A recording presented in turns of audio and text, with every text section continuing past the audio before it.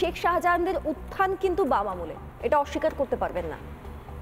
যে শুরুটা সেই আমলে হয়েছিল সেটাই বোধহয়, সেই বীজ বোধহয় বাড়তে বাড়তেই আজকে একটা বড় বড় গাছে পরিণত হয়েছে, তাই নয় কি?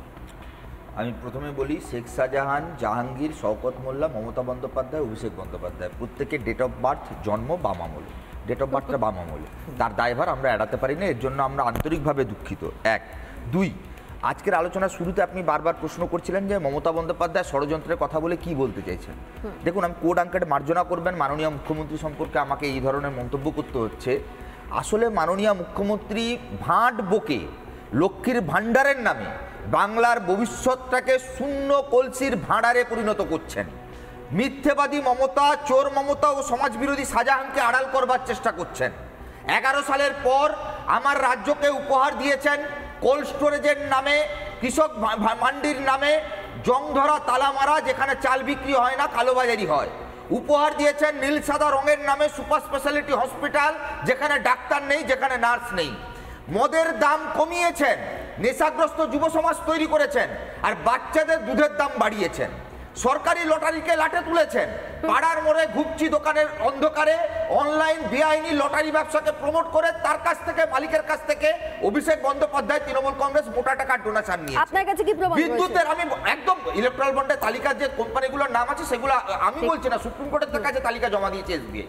আমি বলছি বিদ্যুতের দাম বাড়িয়েছেন, দিয়ে সঞ্জীব গোয়েঙ্কার কাছ থেকে 500 কোটি টাকা তৃণমূলের ফান্ডে নিয়েছেন।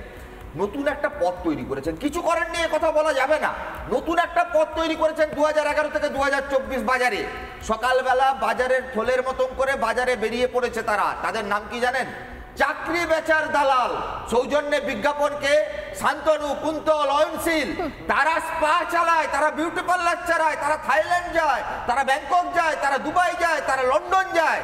আর বাজারে দাঁড়িয়ে সরকারি চাকরির বিজ্ঞাপন একটা ভাঁটে পরিণত হয়েছে গোটা জঙ্গলমহল জুড়ে। এই যে আপনি বারবার বলছিলেন না দেশ বিরোধী শক্তিকে উৎসাহ দেওয়া, কামতাপুরীদের নয়নের মণি, বিমল গুরুংদের প্রিয় মুখ্যমন্ত্রী, কিষেনজির প্রিয় মমতা, জঙ্গলমহলের মমতা মহিমা মমতা, মাওবাদীদের চোখে দেখা আগামীর মুখ্যমন্ত্রী। আজকে মাওবাদীদের কাছে কে বেইমানি করা ভিলেন? মমতা বন্দ্যোপাধ্যায়। কামতাপুরীদের কাছে প্রিয় ভিলেন মুখ্যমন্ত্রীর নাম কি? মমতা বন্দ্যোপাধ্যায়। বিমল গুরুং চোখে প্রিয় ভিলেন মুখ্যমন্ত্রীকে? মমতা বন্দ্যোপাধ্যায়। দুর্ভাগ্যের হলেও সত্যি, এসইউসিআই বলে একটা দল সেই সময় মমতার সঙ্গে ছিলেন, আজকে সেই এসইউসিআইও মমতার সঙ্গ ছেড়েছে। মমতা আজকে একা, আমি মমতা আজকে একা, ঠিক যেভাবে একা হয়ে গেছেন শাহজাহানরা। তাই এই মিথ্যে কথা বলে সন্দেশখালীকে মিথ্যে করা যাবে না। যতই সন্দেশ বলে কটাক্ষ করুন এই তৃণমূলের প্রতি, আসলে বাংলার মানুষ তৃণমূল সম্পর্কে সৈকত একটু ইতিহাসে গেল।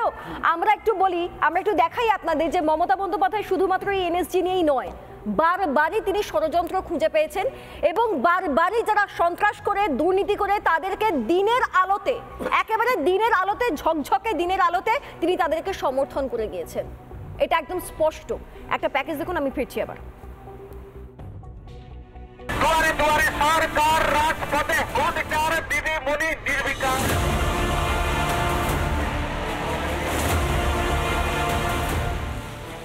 চাকরি চুরি, রেশন চুরি, গরু চুরি, কয়লা চুরি, মাথার ছাদ চুরি, মা বোনেদের ইজ্জত লুট থেকে শুরু করে বোমাকে কার্যত কুটির শিল্পে পরিণত করা।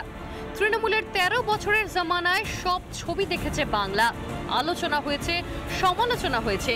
চুরির দায়ে জেলে আছেন রাজ্যের মন্ত্রী থেকে একাধিক বিধায়ক, কিন্তু এর পরেও দায় নেবেন না মুখ্যমন্ত্রী। সূত্রের খবর, সন্দেশখালীতে উদ্ধার হওয়া অস্ত্রের মধ্যে মিলেছে পুলিশের রিভলভার, কিন্তু দায় নেবেন না পুলিশ মন্ত্রী। তাই প্রচারে গিয়েও বললেন ষড়যন্ত্রের কথা। কি করছেন আপনি? সন্দেশখালী নিয়ে প্ল্যান করলেন, প্ল্যান আমি ভেস্তে দেবো। সন্দেশখালীতে রাতের পর রাত মা বোনেদের ওপর অত্যাচার করত শাহজাহানের বাহিনী। রিপাবলিককে বারবার সে কথা বলেছেন মহিলারা, কিন্তু দায় নেবেন না মমতা। তাই কখনো শাহজাহানের পাশে দাঁড়িয়েছেন বা কখনো মহিলাদের আন্দোলন নিয়েই প্রশ্ন তুলেছেন। দিদি এখানে ওখানে বসে আমাদের শ্লোদাহানির দাম বিচার করছেন, 500 টাকার জায়গায় 1000 টাকা করছেন। এটা ছিল আমাদের শ্লীলতাহানির দাম দিতে চাইছেন উনি, যে শিবু হাজরা উত্তম সর্দার তোমাদের শ্লীলতাহানি করুক, বা সারা পশ্চিমবাংলায় যত টিএমসি বড় বড় নেতারা আছে তারা মেয়েদের ওপরে শ্লীলতাহানি করুক, তাদের 500 টাকার জায়গা তারা 1000 টাকা তার বিনিময়ে লক্ষ্মীর ভাণ্ডারে ঢুকিয়ে দিচ্ছেন, মেয়েদের সম্মানহানির যাতে চাপা পড়ে যায়। আগে টার্গেট শেখ শাহজাহান, ওকে টার্গেট করে ইডি ঢুকলো, তারপরেই সবাইকে বার করে দিয়ে তারপরে ওখানে আদিবাসী মাইনরিটিদের মধ্যে ঝগড়া লাগিয়ে দিল। সন্দেশখালীর ঘটনা তোমাদের পরিকল্পিত রচনা। ইলেকশনের আগে এরকম দু একটা ঘটনা ওরা ঘটায়। নিয়োগের বিপুল দুর্নীতির অভিযোগে রাজ্যের প্রাক্তন শিক্ষামন্ত্রী জেলে, শিক্ষা দপ্তরের উচ্চপদস্থ কর্তা থেকে শুরু করে রাজ্যের একাধিক বিধায়ক জেলে। কিন্তু এর পরেও দুর্নীতির দায় নেবেন না মুখ্যমন্ত্রী, আর তাই চাকরি প্রার্থীরা শাসক দলের ওপরেও বারবার ক্ষোভ উগড়ে দিলেও বিরোধী দলের ওপরেই দায় চাপাতে ব্যস্ত থাকেন মুখ্যমন্ত্রী। এটা সম্পূর্ণভাবে এসএসসি আর হচ্ছে আমাদের সরকারের গাফিলতি, ওদেরই গাফিলতির জন্য আজ আমাদের এখানে আসতে হয়েছে। আমরা বাড়ি বসে থাকতে পারছি না, কোনো রকম ভাবে সহযোগিতা আমরা পাইনি, কোনোভাবেই সহযোগিতা পাইনি। সহযোগিতা পেলে আজকে আমাদের এখানে আসতে হতো না। ওরে তৃণমূল চুরি তো তোর থেকে শিখেছে, তৃণমূল চুরি করতে জানতো না। যে রাজ্যের কোনায় কোনায় বোমা অস্ত্র উদ্ধার হয়, যেই রাজ্যে শিশুদের খাবার থেকে শুরু করে চাকরি নিয়ে দুর্নীতি হয়, যে রাজ্যে প্রকল্পের বদলে মহিলাদের সম্মান নিয়ে ছিনিমিনি খেলার অভিযোগ ওঠে, সেই রাজ্যের মুখ্যমন্ত্রী তথা পুলিশ মন্ত্রী জনতার সুরক্ষার দায় আর কবে নেবেন? সাধারণ মানুষের থেকে কি শাহজাহানরাই বড় শাসক দলের কাছে? রিপাবলিক বাংলা।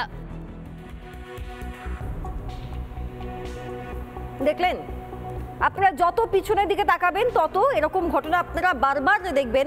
সবসময় মুখ্যমন্ত্রী বলছেন যে না, আপনি যা দেখতে পাচ্ছেন তা ভুল, সবটা ভুল, আপনি চোখে পর্দা পরে থাকুন, আপনি সত্যি দেখবেন না, এটাই যেন মনে হয়। আমি আসবো সকলের কাছে, তবে তার আগে আমি একবার যাবো কর্নেল রাজীব কুমার শ্রীবাস্তব আমাদের সঙ্গে রয়েছেন। আমি কর্নেলের সঙ্গে একবার কথা বলবো, কয়েকটা জিনিস তার থেকে জানার চেষ্টা করব। কর্নেল শ্রীবাস্তব, রাজ্যের মুখ্যমন্ত্রী তিনি একটি প্রচার সভায় গিয়েছেন এবং তিনি বলছেন যে এনএসজি সন্দেশখালীতে যে গেছে তার কি ভিত্তি রয়েছে, যা ঘটনা ঘটানো হয়েছে, মানে যা দেখানো হয়েছে তা আদৌ সত্যি, এটা কে বলেছে? তিনি বকলমে এটাই বলতে চাইছেন, কে বলতে পারে ওখানেই হয়তো রেখে আসা হয়েছে। আমার একটাই প্রশ্ন, মানে এনএসজির মতো ডিপার্টমেন্টের কাছে কি এত সময় থাকে, যাত্রাপালা করার সময় থাকে? খুব ভালো প্রশ্ন করেছেন আপনি। আগে আমি বলি জয় হিন্দ টু এনএসজি কমান্ডোস। এই দুটো শব্দ এটা আমাদের নেতাজি সুভাষ 1943-তে আইএনএস যখন ছিল ওখানে বলেছিলেন জয় হিন্দ, রাইট? আমি আজকে আমাদের এনএসজি কমান্ডোকে বলছি জয় হিন্দ, নাম্বার 1। নাম্বার 2, একটা পলিটিক্যাল এরিনাতে, পলিটিক্যাল এখন ইলেকশন চলছে, পলিটিক্যাল পার্টি তো কথা বলতেই পারে, আমি কিন্তু ওদের সঙ্গে যাব না। আমি জানি কি এনএসজি কি করছে, আমি জানি কি আমাদের এনআইএ কি করছে, ওর সম্বন্ধে আমি একটু কিছু কথা বলে দিই আপনাকে, ওর আগে আমি বলছি, রাইট? আমরাই তো বলেছিলাম বন্দে মাতরম, এই কাঁঠালপাড়া নয়াহাটি থেকে আমরাই তো বলেছিলাম আমার সোনার বাংলা, এই আমাদের বিশ্বকবি রবীন্দ্রনাথ ঠাকুরের কথা, আমার সোনার বাংলা আজকে বাংলাদেশের একটা রাষ্ট্রীয় সঙ্গীত। আমরা কোথায় এসেছি আজকে? What Bengal things today, rest of the country things tomorrow. আজকে আমরা পলিটিক্সের মধ্যে এত জড়িয়ে পড়েছি যে আমরা হারিয়ে ফেলেছি। আমাদের কাছে 42 এমপি আছে, 42 এমপি, আর আমার থেকে অলমোস্ট হাফ গুজরাট। ওখান থেকে একটা প্রধানমন্ত্রী হয়েছেন, স্বরাষ্ট্রমন্ত্রী হয়েছেন, ওখানে হেলথ মিনিস্টার হয়েছেন। আমরা কখন হব?